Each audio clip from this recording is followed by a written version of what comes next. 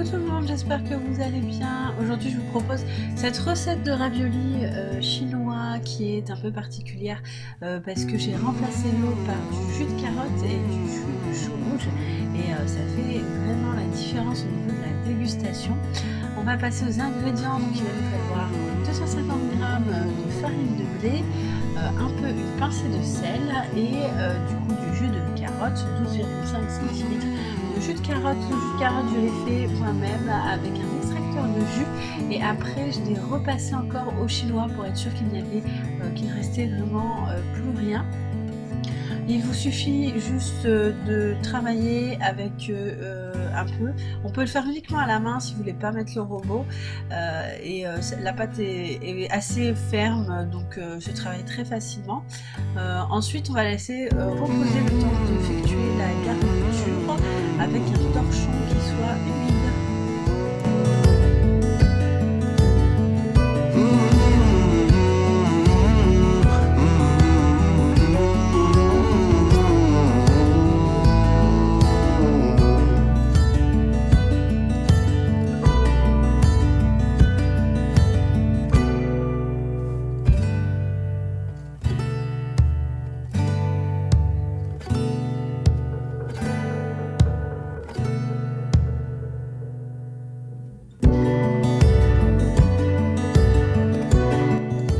Faire la même chose du coup avec du jus de chou rouge.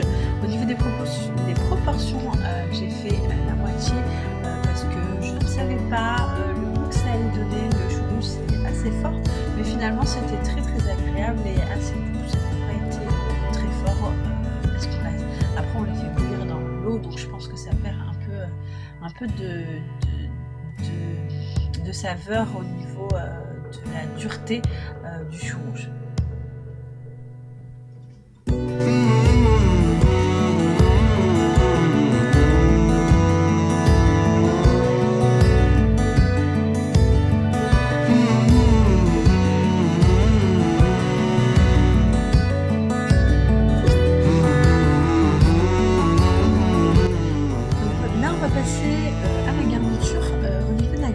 J'ai pris un peu ce que j'avais dans les placards parce que en temps de confinement j'évite de sortir, donc j'avais des oignons, des carottes, des petits pois et du chou chinois que j'ai fait revenir et j'ai assaisonné avec un filet de sauce soja salée que j'ai pas montré mais que j'ai rajouté à la dernière minute. Donc après je façonne ma pâte pour les raviolis. J'utilise moi l'appareil à pâte, mais c'est pas obligatoire, on peut très bien le faire uniquement en rouleau. Moi ça me permettait d'avoir exactement la même épaisseur. Parce que l'avantage avec l'appareil à pâte, c'est qu'on peut régler. Et je l'ai fait pour ceux qui veulent, je l'ai fait jusqu'au numéro 5. Donc ensuite on façonne des ronds à l'aide d'un emporte-pièce en forme de cercle et je vais les laisser sur un torchon avec un peu de farine pour éviter que ça colle le temps de mettre la garniture. Donc voilà, là j'ai déjà pas mal avancé. Donc voilà, maintenant on va passer à la garniture. Donc on va garnir nos raviolis. On va prendre la partie qui est en face de vous doit rester lisse et celle qui est de l'autre côté de vos mains, on va la plier. Donc je vous montre deux techniques. Je l'ai faite comme ça et je l'ai faite avec le pliage en face de vous. Je trouve ça un peu plus compliqué puisqu'on doit poser les raviolis pour pouvoir plier, tandis que l'autre on n'avait pas besoin de poser le ravioli pour pouvoir réaliser le pliage. Dans tous les cas, au bout d'une dizaine, on devient un peu un pro du pliage puisqu'on en a fait pas mal.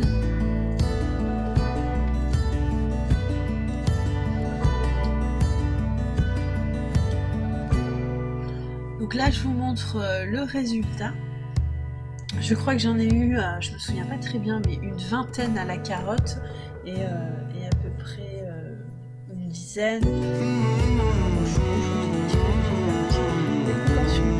la cuisson, donc on porte à l'ébullition de l'eau, on les trempe et quand la raviole monte, on fait cuire 1 minute supplémentaire. Donc ça fait 6 minutes à chaque fois.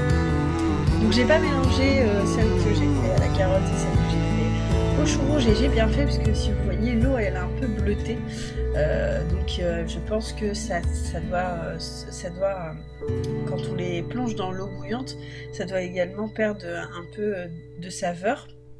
Après on les saisit sur une poêle avec un peu d'huile d'olive. Au début je voulais pas mettre de gras du tout mais ça collait trop, donc j'ai dû mettre un peu d'huile d'olive, sachant que c'est une poêle qui est anti-adhésif. Et voilà, nos raviolis sont enfin prêts. Sachez que ça se congèle très très bien. Moi le reste je les ai congelés, je les ai cuits par la suite directement congelés dans l'eau bouillante. Et j'ai assaisonné avec un peu de graines de sésame et un filet de sauce soja sucrée. Voilà, notre assiette est prête et la vidéo est enfin terminée. J'espère que ça vous a plu. N'hésitez pas à me laisser vos commentaires, à vous abonner si vous aimez ce style de recette. Et je vous dis à très bientôt pour une nouvelle vidéo.